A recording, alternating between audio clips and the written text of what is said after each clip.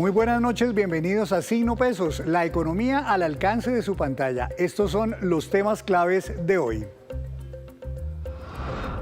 Pistas sobre las medidas de emergencia económica. El gobierno dio luces sobre los decretos que se avecinan para encontrar recursos que permitan financiar la atención humanitaria y la reconstrucción de los más de 470 municipios afectados por el terremoto del pasado 10 de agosto.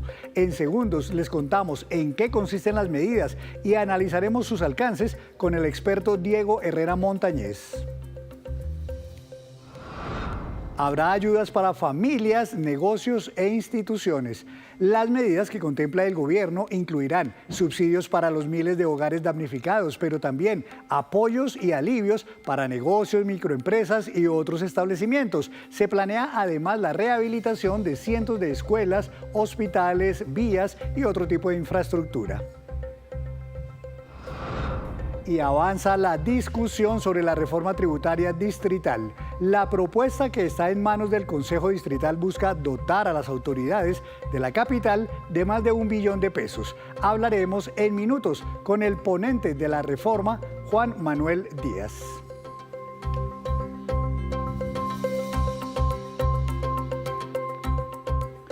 Comenzamos esta emisión de Signo Pesos hablando del decreto de emergencia económica que expidió en las últimas horas el Gobierno Nacional y en el cual se esbozan precisamente varias de esas medidas con las cuales el Gobierno Nacional busca conseguir recursos billonarios para poder atender todos los gastos, cerca de 30 billones de pesos en un cálculo inicial que demandará la atención de la emergencia humanitaria derivada del sismo del pasado 10 de agosto, pero también la reconstrucción de todas las zonas afectadas.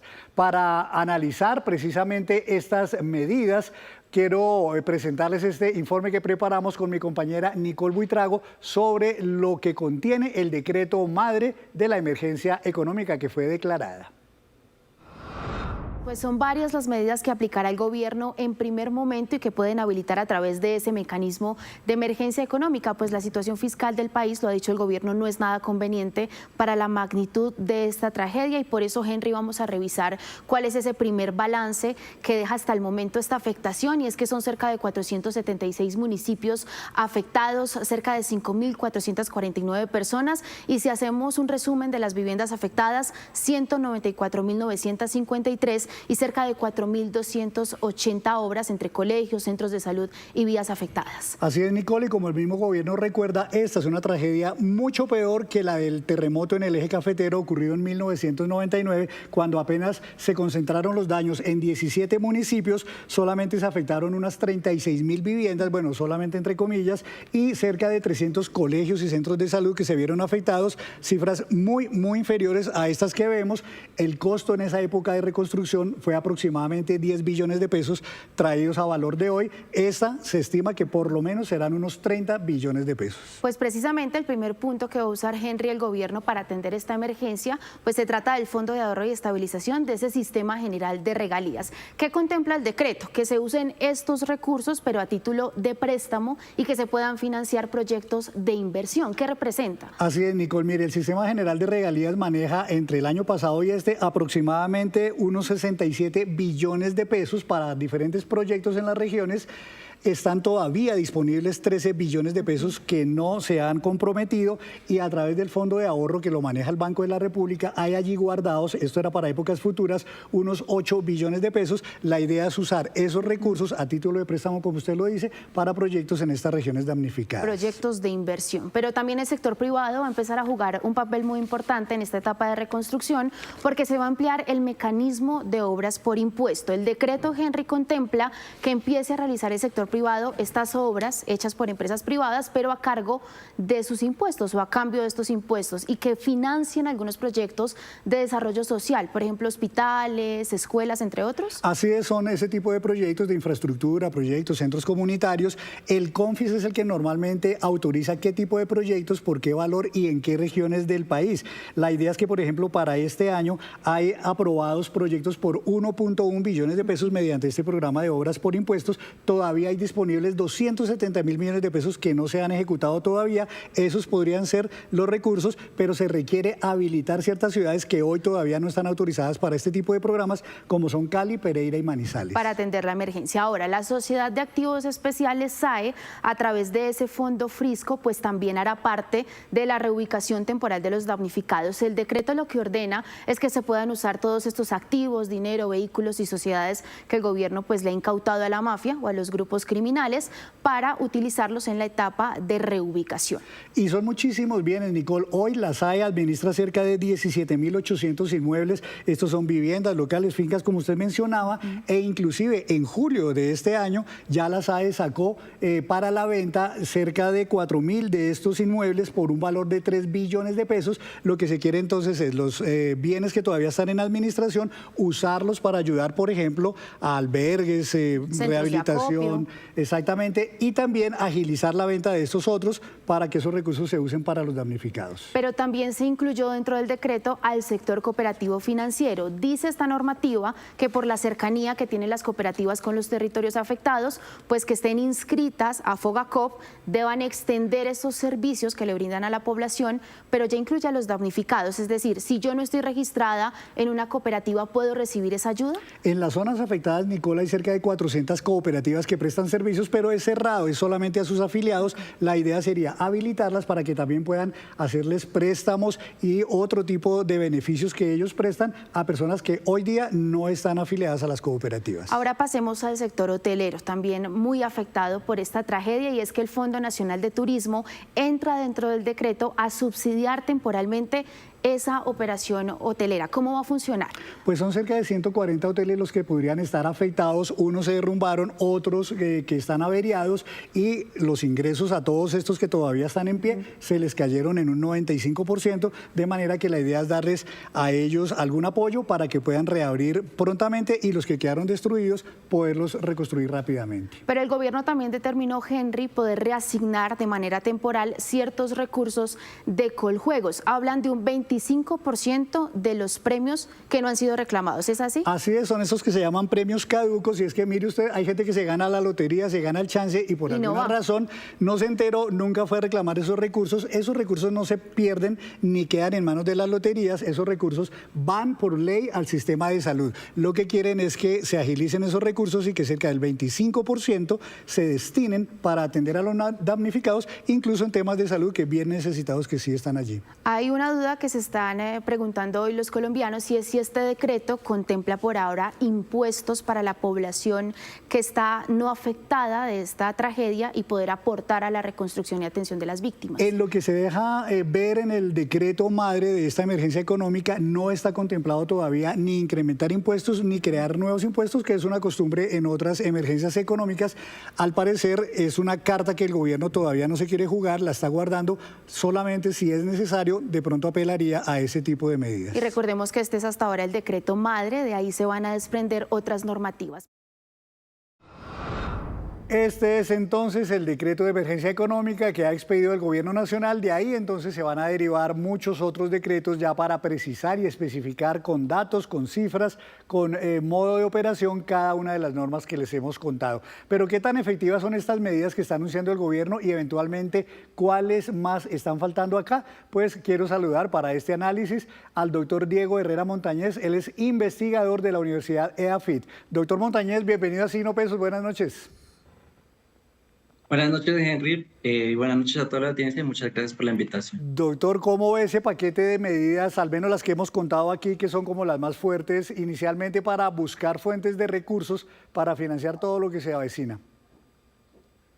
Pues yo tengo un análisis positivo y negativo. Entonces empecemos por el positivo, que de alguna forma, como bien lo mencionaron, este decreto madre de alguna manera permite ver que existe formas de financiar.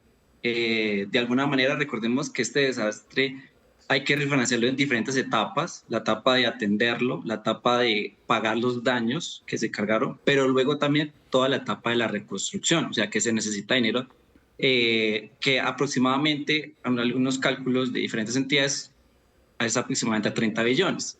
Ahora bien, lo positivo es, bueno, se puede con este decreto madre habilitar ciertas, digamos, como el sistema general de regalías, que es muy bueno, digamos, de alguna manera. A mí me toca revisarlo generalmente mensualmente y hay unos recursos que de alguna manera se pueden reorientar gracias a ese decreto y que pueden servir muchísimo en ese momento de emergencia, porque hay recursos para atención inmediata que se necesitan de manera pronta y con el presupuesto pues que no se ha aprobado, pues son recursos que van para el otro año. Entonces necesitamos recursos, digamos, pronto.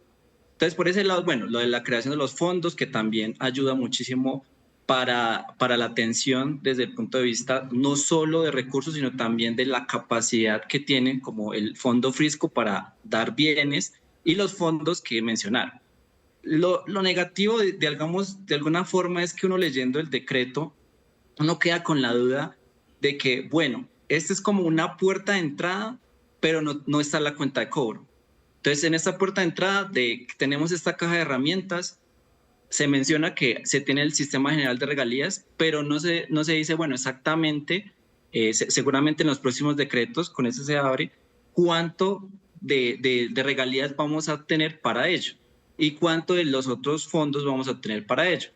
Entonces eso hace, adicionalmente, que también mencionan explícitamente en el decreto, que se van a hacer operaciones de presupuestales y de crédito público para también ayudar a atender esta emergencia.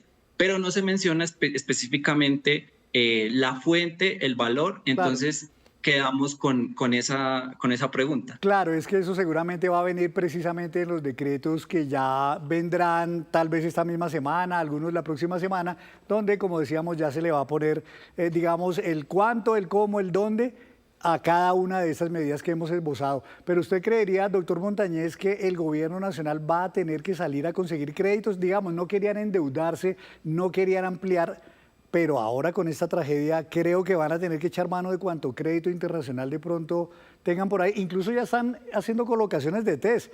Creo que en una semana larga que lleva el gobierno, 15 días tal vez, ya han hecho 2 colocaciones de títulos de tesorería aquí en Colombia.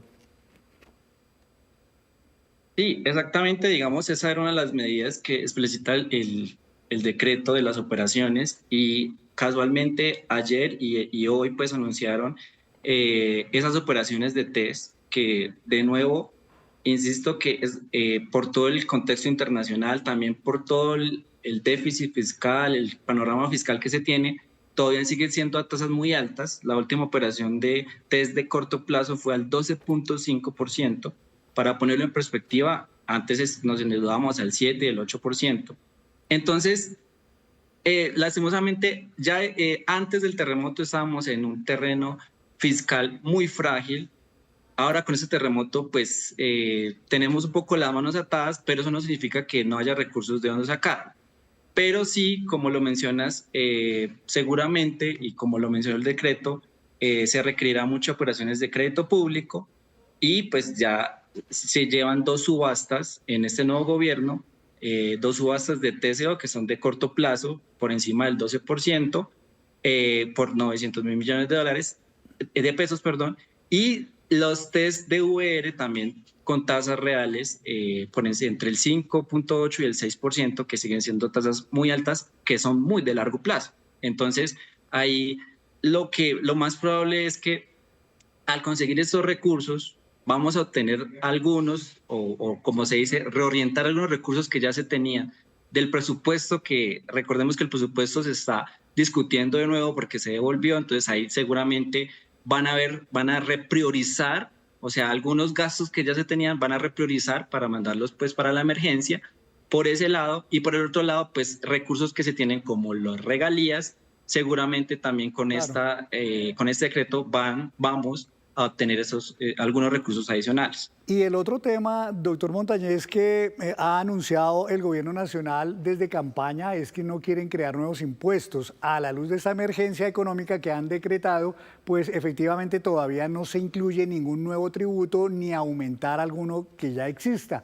Pero algunos expertos dicen el gobierno va a tener que ceder en eso y va a tener que en algún momento echar mano de una reforma tributaria o bien de decretar algún impuesto, así sea temporal. ¿Usted lo ve necesario? ¿Cree que las cuentas no le van a dar y van a tener que echar mano de más impuestos?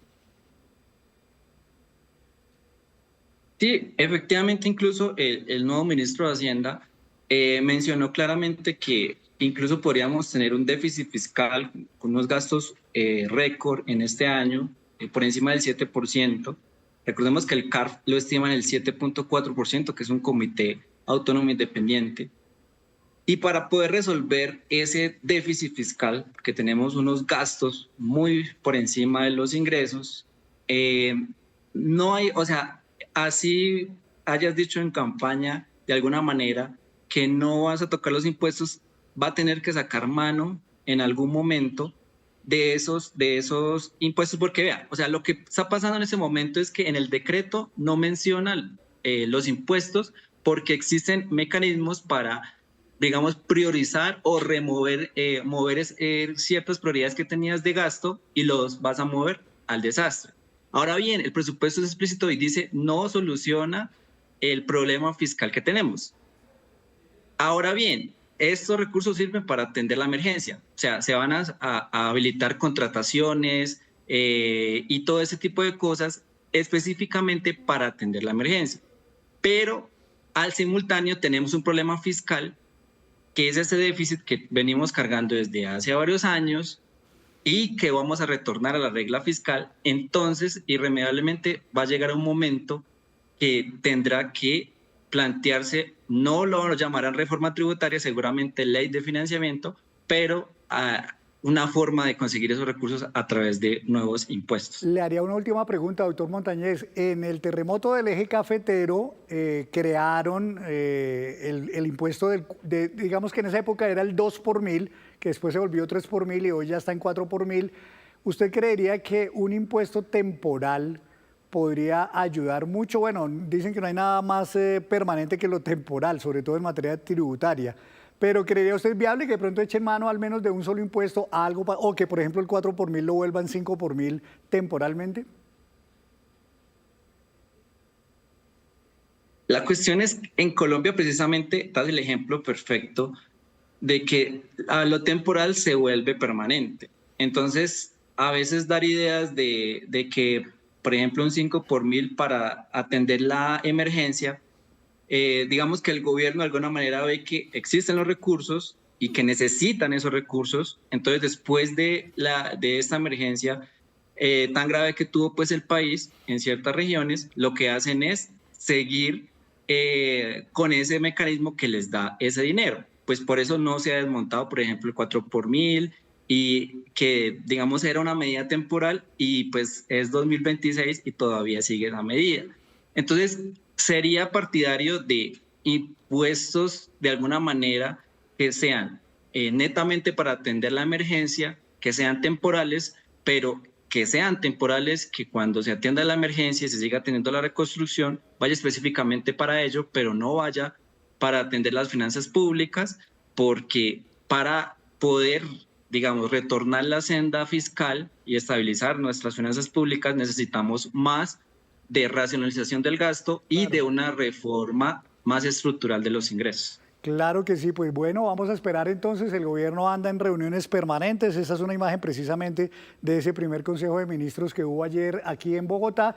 Esperaremos entonces, doctora, que salgan decretos ya concretos y hablaremos de nuevo para ver los alcances de esta medida. Muchas gracias, doctor Montañez. Gracias a usted por la invitación, Henry. Hasta luego. Muchísimas gracias. Vamos a hacer ahorita una pausa, pero cuando regresemos vamos a hablar primero de los planes de ayudas y de alivios que hay para todos los damnificados, pero también les tengo unos datos interesantes. ¿Cuáles han sido los peores sismos que ha sufrido nuestro país en toda su historia? Ya nos vemos.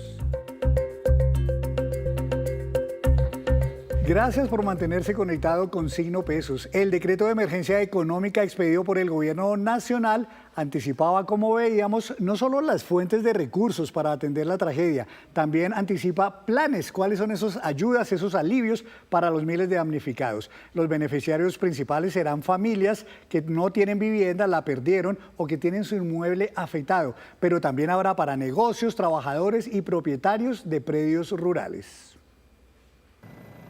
Una de las primeras ayudas que se entregarán son los subsidios de arrendamiento temporal para los más de 30.664 hogares destruidos y 136.000 viviendas averiadas o inhabitables. Pero además están planeando entregar subsidios de vivienda sin importar si ya habían tenido alguno de interés social, pero de nuevo se quedaron sin casa. El 93% de los negocios afectados son micros y pequeños. El gobierno dice que va a sufragar una parte de los salarios sin tener que reembolsarlo para proteger los 1.4 millones de empleos formales que hoy están en riesgo. El tema del empleo. Tiene que haber un apoyo a la nómina, ya lo hemos hablado con el gobierno, por eso estamos censando y es tan urgente este censo, porque eso nos va a permitir realmente llevar los auxilios a las empresas que realmente lo necesitan. Lo más importante, esto tiene varias etapas, es cubrir la necesidad de los comerciantes y sus trabajadores que no van a poder hacer una actividad productiva por lo menos en 6 meses o un año que quedaron destruidos los establecimientos.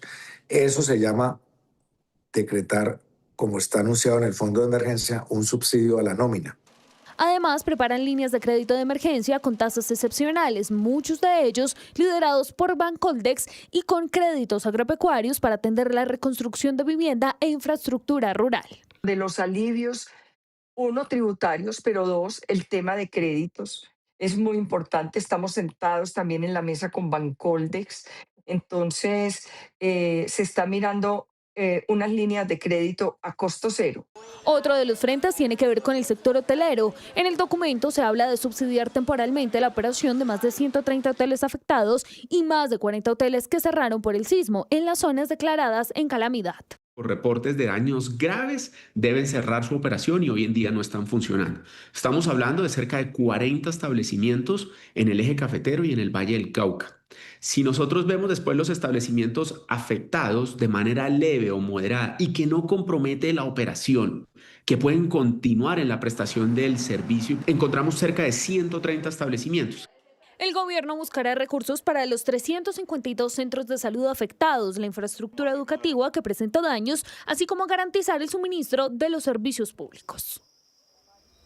Y cambiamos de tema porque el Consejo de Bogotá está estudiando ya la propuesta de reforma tributaria presentada por la Administración Distrital. Quiero saludar al concejal Juan Manuel Díaz, quien además es ponente precisamente de este proyecto de reforma tributaria. Doctor Díaz, muy buenas noches, bienvenido a Signo Pesos. Muchísimas gracias, muy buenas noches a todos los televidentes de Signo Pesos, del canal Caracol. Gracias por esta invitación y atento a las preguntas que tengan para poder resolver dudas entre nosotros. La primera es, este proyecto busca dotar al distrito de cerca de 1.2 billones de pesos en ingresos, en recaudo, adicional a lo que ya tiene. ¿Es una reforma muy ambiciosa o es parecida en magnitud a las de años anteriores? No, es una reforma que busca recaudar prácticamente un 0.3% del PIB de la ciudad. Digamos que si fuera ambiciosa tendría que estar alrededor del 1%. Es una reforma que busca dar la punta de lanza para que Bogotá entre en la era de las ciudades inteligentes. Una deuda que se tiene con la ciudad, que se tiene obviamente con los ciudadanos y está dividida en 3 aspectos importantes desde el punto de vista tributario, que son el ICA, el predial y el tema de la sobretasa de alumbrado público aquí en la ciudad de Bogotá. Pues ese último tema, el de la sobretasa al alumbrado público, junto con otros temas han generado polémica desde el comienzo. Ya vemos, por ejemplo, gremios, digamos, importantes en Bogotá como FENALCO, están pidiendo que mejor aplacen ese estudio de la reforma tributaria. ¿Es necesario estudiarla, dar el debate o tiene riesgos de que eventualmente se posponga efectivamente su trámite? No, yo pienso que hay que dar el debate. Hay que dar el debate porque yo me pregunto cuándo será el momento idóneo para presentar una reforma tributaria distrital o nacional. Creo que esa respuesta no la tiene nadie. Yo pienso que es un tema de fortalecer los ingresos de Bogotá, es un tema de trabajar en la progresividad, en la equidad y en la eficiencia como pilares fundamentales de la tributación en Colombia. Esta reforma busca desarrollar una ciudad inteligente, pero también busca incentivos para atraer inversión extranjera a nuestra ciudad, para generar empleo, para generar oportunidades, para buscar cómo desarrollar activos que tenemos dentro de nuestra ciudad y que muchas veces no nos damos cuenta que los tenemos, y dentro de esas exenciones o beneficios tributarios que está buscando también esta reforma es por ejemplo, ver el Aeropuerto Internacional El Dorado como un punto estratégico de desarrollo y sus dos vecinos, en el lado, bueno, mirando hacia el occidente, en el lado izquierdo, la localidad de Fontibón y al lado derecho la localidad de Engativá, y poder apostarle a algo tan importante como es esa infraestructura aeroportuaria. Un dato muy puntual, sumados los aeropuertos de Panamá, de Santiago de Chile, de Lima, de Sao Paulo, se están invirtiendo más de 20.000 millones de dólares en potencializarlos, y tenemos que retomar con el gobierno nacional entrante qué va a pasar con el Dorado Max, una situación que va a servir no solamente a la infraestructura de Bogotá, sino a la infraestructura del país. Este trabajo articulado entre la Secretaría de Desarrollo Económico, la Secretaría de Hacienda, de impulsar la actuación aeroportuaria, la actuación, como se le conoce, del Aeropuerto Internacional Dorado, busca desarrollar y que vengan inversiones para crear holster logísticos, encadenamiento con empresas actuales para que se genere empleo y podamos aprovechar lo que es uno de los aeropuertos más importantes de Latinoamérica. ¿Es muy gravosa, doctor Díaz, esta reforma tributaria para el bolsillo tanto de los ciudadanos de a pie como del sector empresarial en la capital? Hablando en términos de progresividad, si nos vamos a hablar del tema del impuesto de industria y comercio, de ICA, en la reforma se propone ampliar la tarifa en el caso del sector financiero, en el caso del comercio de vehículos y del comercio de licores y de tabacos, digamos que son sectores que han venido con unas tarifas bastante reducidas si los comparamos con otras ciudades del país.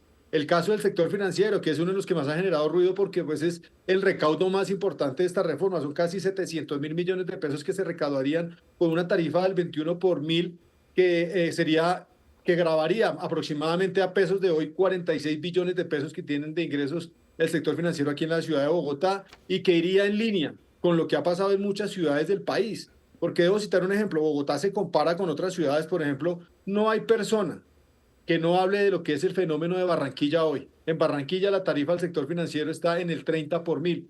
Y vemos con resultados, vemos con buenos ojos lo que se ha hecho en Barranquilla, lo que se está trabajando, que todo el que viene, oiga, usted ha ido a Barranquilla, ¿cómo han visto la ciudad? Miren la inversión que están haciendo en el Estadio Metropolitano, una inversión de más de 70.000 millones de pesos, que la están programando, y perdónenme que me salga de Bogotá, pero debo citar ese ejemplo, que están invirtiendo 70.000 millones de pesos en el Estadio Metropolitano no solamente para una final de un torneo suramericano que se va a jugar allá en el mes de noviembre, y que esperan en ese solo fin de semana recaudar casi 50.000 millones por esa actividad, y lo que más venga hacia adelante por potencializar un activo como es el estadio en la ciudad de Barranquilla. ¿Y todo eso con qué? Con recursos que se han generado en la misma ciudad, en el mismo Distrito Especial de Barranquilla, porque desafortunadamente el gobierno nacional saliente no le hacía transferencias, no hacía convenios para desarrollar proyectos de esta envergadura, y para nada es un secreto los temas de infraestructura vial que se vienen desarrollando en la ciudad de Barranquilla, más los temas de política social que viene adelantando el alcalde Chat, y en Bogotá creo que estamos demorados en eso y en buscar en esas oportunidades, no para hacer una reforma de Robin Hood, entonces quitarle a unos para darle a otros, no se trata de eso. Se trata que en el principio de la progresividad los bancos sean aportantes importantes en este sector, y podamos también, con los vehículos, que si los comparamos con los vecinos nuestros, con los municipios de la Sabana de Bogotá, podemos ver cómo allá los tienen grabados al 10 por mil, y en Bogotá ni siquiera están a la tarifa general, están al 6 por mil. Es llevarle su tarifa a un punto más alto para los términos de equidad con los demás contribuyentes del distrito. Una última pregunta, doctor Díaz. ¿En tiempos cómo estamos? ¿Esto tiene qué plazos y, digamos, vamos bien o vamos muy colgados, digamos, en los tiempos que da las normas para poder tramitar un proyecto como este? No, vamos muy bien, vamos muy bien. Por ejemplo, el día de mañana tenemos trámite de impedimentos y recusaciones, entonces el día de mañana tendremos una plenaria. Yo creo que la administración distrital la próxima semana estará haciendo la presentación del proyecto para arrancar en forma y en firme la discusión del proyecto de acuerdo de reforma tributaria de Bogotá, que, como lo hemos dicho nosotros siempre, el alcalde Carlos Fernando Galán no lo está imponiendo, no está simplemente, como está en su derecho constitucional y normativo aquí en Bogotá, de presentar un proyecto de acuerdo, en este caso referente a tributos de Bogotá, para que podamos tener una mejor ciudad, una ciudad más inteligente, una ciudad con equidad, una ciudad en la cual podamos sentirnos más seguros y que podamos decir que Bogotá está avanzando y se está alineando con las ciudades desarrolladas del mundo. Pues doctor Juan Manuel Díaz, concejal y ponente de la reforma tributaria, gracias por estar aquí en Signo Pesos. Muchísimas gracias, Dios los bendiga, una feliz tarde, noche para todos. Gracias, señor. Y antes de despedirnos, los quiero dejar con este dato. Tiene que ver con cuáles han sido los peores sismos que ha vivido Colombia en toda su historia. Que se tenga registro por lo menos. El de la costa pacífica en el año 1906 fue de 8.8 grados. En segundo lugar, el terremoto de Tumaco en 1979, 8.1 grados. Este de San José de Palmar, ocurrido el 10 de agosto pasado, 7.4 grados. Y luego viene el de Murindó en 1992, 7.1 grados. Y finalmente, en quinto lugar, el de Huila en 1967, que fue de 7 grados. Así terminamos por hoy. Los esperamos en nuestra próxima emisión con toda la información económica que usted necesita saber. Esto es Signo Pesos, la economía al alcance de su pantalla. Feliz noche para todos.